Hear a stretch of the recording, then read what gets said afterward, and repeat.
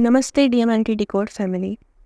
Today we discuss our first topic, sample collection. Let's start. What is sample collection? In our pathology lab, sample collection is the process of safely taking small amounts of body substances from a person to test and check their health. इसका मतलब ये है कि sample collection ऐसा process होता है जिसके अंदर हम किसी भी बॉडी पार्ट, पर्सन के कोई भी बॉडी पार्ट हो, उसका स्मॉल अमाउंट लेते हैं, सैंपल लेते हैं और उसको चेक करते हैं। उस लिए गए सैंपल को टेस्ट करके ये पता लगाया जाता है कि उस पर्सन के हेल्थ में क्या दिक्कत है।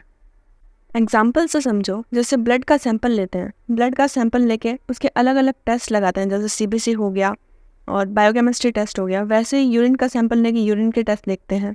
इन सब टेस्ट्स के बारे में हम आगे डिस्कस करेंगे। चलो अब नए टॉपिक पे जाते हैं। Why collection is important. कि कलेक्शन करना इम्पॉर्टेंट क्यों होता है?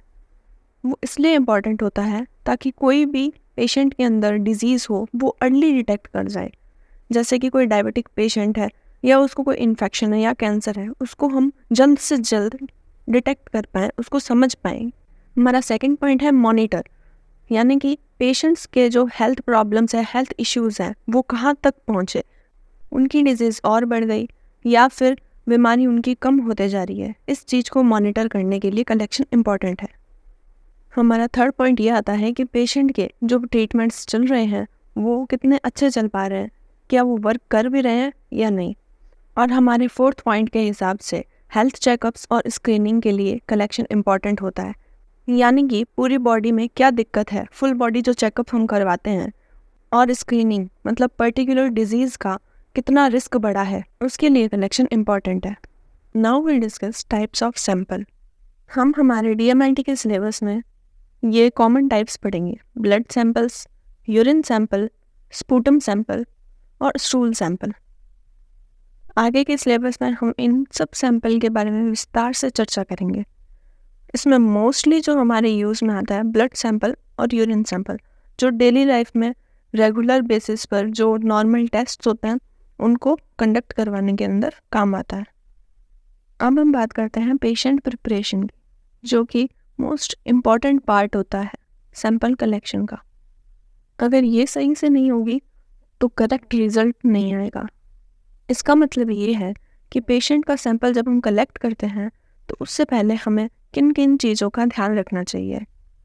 सबसे पहली चीज़ इसमें होती है फास्टिंग, यानी कि पेशेंट भूखे पेट आना चाहिए सैंपल देने के लिए।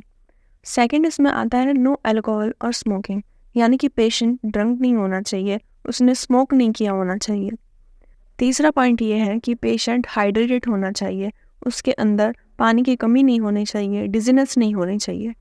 और फोर्थ पॉइंट, उसने कंफर्टेबल क्लोथ्स पहने होने चाहिए, यानी कि जब वो सैंपल दे उसके क्लोथ्स के कारण उसको दिक्कत नहीं आनी चाहिए। इसमें सबसे इम्पॉर्टेंट बात ये भी ध्यान रखनी चाहिए कि अगर पेशेंट को डिजीनेस हो रही है, एंग्जियस हो रहा है, उसको देख के दिक्कत लग रही है, चक्कर आ रहे हैं, तो उसको बता देना चाहिए लैब स्टाफ को, जिससे स्टाफ उसे अच्छे से ट्रीट कर सके। नेक्स्ट हम बात करते हैं ब्लड कलेक्शन के मेथड की। DMLT के फर्स्ट ईयर के सिलेबस में मोस्ट इम्पॉर्टेंट जो मेथड्स होते हैं वो मोस्टली दो होते हैं, कैपिलरी मेथड और वेनी पंचर मेथड। जब हम बात करते हैं कैपिलरी मेथड की, उसका दूसरा नाम फिंगर प्रिक मेथड भी होता है। इसमें हम क्या करते हैं, पेशेंट के सिर्फ एक फिंगर से ब्लड को कलेक्ट किया जाता है। जैसा कि ऊपर डायग्राम में दिखाया गया है, पेशेंट की रिंग फिंगर लेते हैं और उसे लैंसेट से प्रिक करते हैं। आखिर कलेक्शन का ये मेथड काम क्यों आता है? ये method small amount of blood को कलेक्ट करने के लिए काम आता है। जब हमें एकदम थोड़े से ब्लड की आवश्यकता होती है टेस्ट को लगाने के लिए, तब इस मेथड का यूज़ किया जाता है। इस मेथड का यूज़ मोस्टली उन टेस्ट को लगाने के लिए किया जाता है जिनके अंदर ज़्यादा ब्लड की आवश्यकता नहीं होती और उसका रिजल्ट तुरंत दे सकें, जैसे कि HB, ब्लड ग्रुप या फिर BT-CT। आपने अपने घरों में भी अनुभव किया होगा कि जब हम रैंडम शुगर लेते हैं, आजकल तो हर घर में मशीन है, रैंडम शुगर लेते हैं, तब भी इसी मेथड का यूज़ किया जाता है। अब हम आते हैं हमारे सेकंड मेथड वेनी पंचर मेथड से। इस मेथड को कैसे किया जाता है? ये मेथड मोस्टली टेक्नीशियंस द्वारा ज़्यादा परफॉर्म किया जाता है, क्योंकि ये बेस्ट रिजल्ट के लिए ज़रूरी है। हम एक सैंपल लेके उसका अच्छे से प्रोसीजर करते हैं। जैसे कि आप डायग्राम में देख पा रहे हो, इस मेथड को परफॉर्म करने के लिए पेशेंट को टॉर्निकेट अप्लाई किया जाता है, उसकी सुपरफिशियल या फिर मीडियल वेन को सिलेक्ट किया जाता है और उसको स्किन को थंब से टाइट करके दूसरे हैंड से सिरिंज को पकड़ के उसका सैंपल लिया जाता है। नेक्स्ट शॉर्ट वीडियो में आपको कलेक्शन के दोनों मेथड का प्रैक्टिकल वीडियो देखने को मिलेगा। अब हम आते हैं इस बात पे कि सैंपल को कलेक्ट किस में किया जाता है। इसमें सबसे पहली चीज़ आती है वैक्यूटेनर। वैक्यूटेनर ये जो आपको ग्रीन कलर का दिख रहा है, ये है, ये एक सिरिंज होती है, इसके अंदर पीछे वाइल लगाई जाती है। इससे जब पेशेंट के बॉडी से सैंपल लिया जाता है, ब्लड सैंपल, तो ऑटोमेटिकली पीछे वाइल लगा देते हैं और उसमें कलेक्ट होता जाता है। फिर आती है हमारी कलर कोड वाइल्स। मोस्टली हम इन्हीं का यूज़ करते हैं। इनके अंदर हर वाइल में अलग अलग एंटीकोगुलेंट पाया जाता है, जिससे ब्लड को अलग अलग फॉर्म में हम कलेक्ट रख पाते हैं। इसके बारे में हम आगे नेक्स्ट अलग से वीडियो बनाएंगे, उसमें चर्चा करेंगे। फिर हमारे आते हैं कंटेनर्स, जैसे कि यूरिन का सैंपल, स्टूल का सैंपल या फिर स्पूटम का सैंपल और सीमेन का सैंपल। सब सैंपल इन्हीं कंटेनर्स में कलेक्ट किया जाता है। इन सब पर हम अलग से एक बड़ी वीडियो बना के अच्छे से इसको एक्सप्लेन करेंगे। अब आते हैं next slide, sample handling and transportation में। फर्स्ट ऑफ ऑल ये समझो कि सैंपल हैंडलिंग होता क्या है। हम जब सैंपल ले लेते हैं पेशेंट का, फिर उसको हम किस तरह से रखते हैं, उसके अच्छे से नाम लिख के कहाँ पर उस सैंपल को रखा जाता है, वो चीज़ हम सैंपल हैंडलिंग में देखते हैं। और ट्रांसपोर्टेशन में हम क्या देखते हैं कि अगर कोई सैंपल हमें यहाँ से बाहर पहुँचाना है, तो हम कैसे तरीके से उसको बाहर पहुँचाएंगे, किस तरीके से उसको रैप करके बाहर भेजेंगे ताकि वो सैंपल सेफ रहे।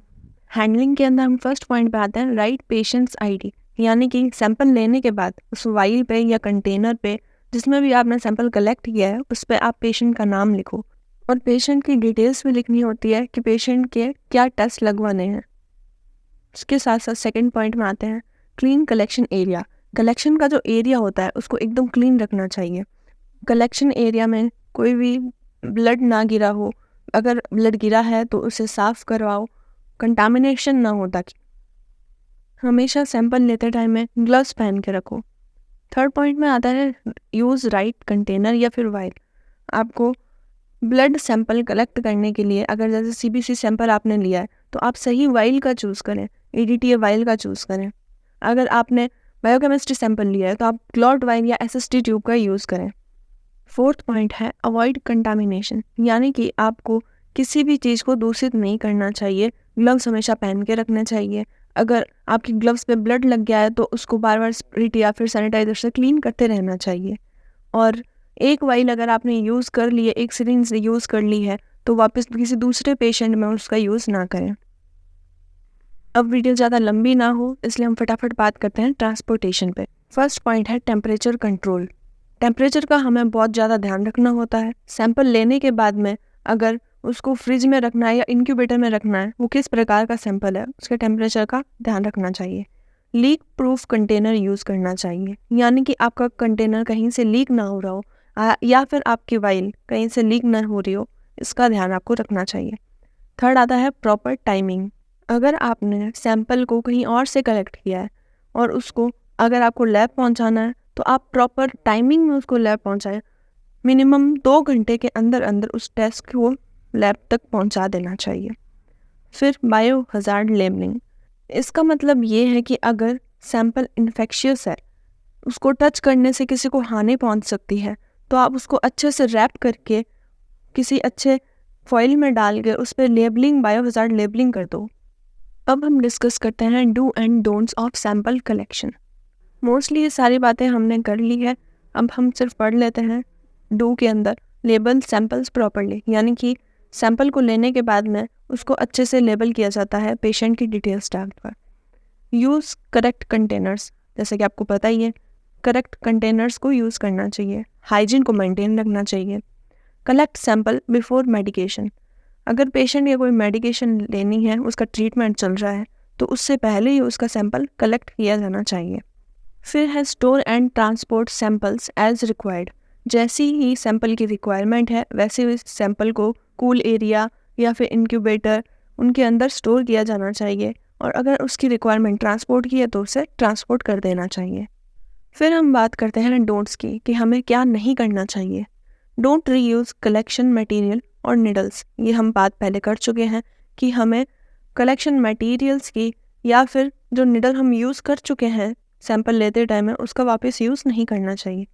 Second, don't shake blood vigorously, यानी कि ब्लड को जब हम अच्छे से मिक्स करते हैं तो उसे बहुत ज़ोर से मिक्स नहीं करना चाहिए। थर्ड है डोंट डिले ट्रांसपोर्ट, ट्रांसपोर्ट के अंदर हमें लेट नहीं करनी चाहिए। Don't touch inside of containers, यानी कि आपका कंटेनर यानी कि वाइल या कंटेनर जो भी हो गया उसके अंदर आपको हाथ नहीं लगाना चाहिए। Don't collect samples from IV lines, IV lines यानी कि जो हमारे हाथ की लाइंस होती है, जो वेन्स होती है जिस पर हम कैनोला लगाते हैं, उससे हमें कभी भी सैंपल कलेक्ट नहीं करना चाहिए। रेयर सिचुएशन होती है जब हमें उससे सैंपल लेना पड़ता है, वरना उससे सैंपल नहीं देना चाहिए। अगर आपको सैंपल कलेक्शन के ये सारे मेथड और ये जानकारी समझ आए हों, अच्छे लगे हों तो लाइक करो, सब्सक्राइब करो, एंड थैंक्स फॉर वॉचिंग।